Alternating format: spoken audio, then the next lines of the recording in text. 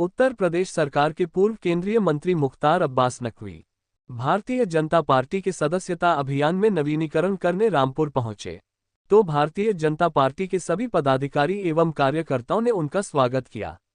वहीं मीडिया से बात करते हुए मुख्तार अब्बास नकवी बहराइच में हो रहे बवाल पर काफी सख्त नजर आए। उन्होंने कहा, दंगाइयों की कुटाई, बलवाइयों की कुटाई समाज की सुरक्षा और सौहार्द की भलाई के लिए जरूरी है। वहीं मुख्तार अब्बास नकवी ने कहा, कुछ ऐसी ताकतें हैं जो समाज के भरोसे के माहौल को तोड़कर के फिर से एक बार माहौल को खराब करने की कोशिश कर रहे हैं। उसके अंदर कानून और सरकार का बह होना चाहिए। देखिए, भारतीय जनता पार्टी का सदस्यता का अभियान पूरे देश में चल रहा है और मैंने भी अपनी सक्रिय सदस्यता का नवीनीकरण रामपुर में करवाया है। भारतीय जनता पार्टी जहां एक तरफ पूरी दुनिया की सबसे बड़ी राजनीतिक पार्टी है, वहीं एक महत्वपूर्ण राष्ट्रवादी पार्टी भी है। कुछ एक तबका है जो हमारे राजनीतिक पूर्वाग्रह से जिन लोगों ने उनके दिलो दिमाग में भारतीय जनता पार्टी को लेकर भ्रम पैदा किया है, जहर पैदा किया है।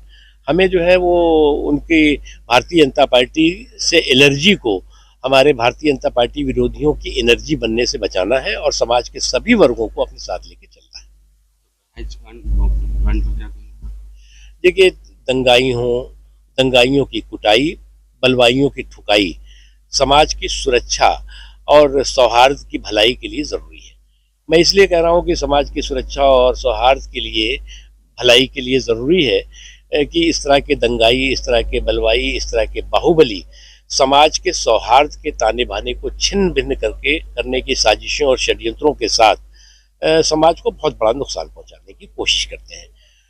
कुछ इस तरह के जो सामंती सियासी सूरमा है, उनकी सुल्तानी सांप्रदायिक साजिशें समय समय पर उजागर होती रही हैं। उत्तर प्रदेश में अगर आप देखें 7-8 सालों के अंदर, चाहे बलवाई हो, चाहे बाहुबली हो, चाहे दंगाई हो, चाहे दबंग हो, इस तरह के लोग चूहे की बिल में उनके अंदर जो है भय का माहौल पैदा हुआ और समाज के अंदर भरोसे का माहौल पैदा हुआ।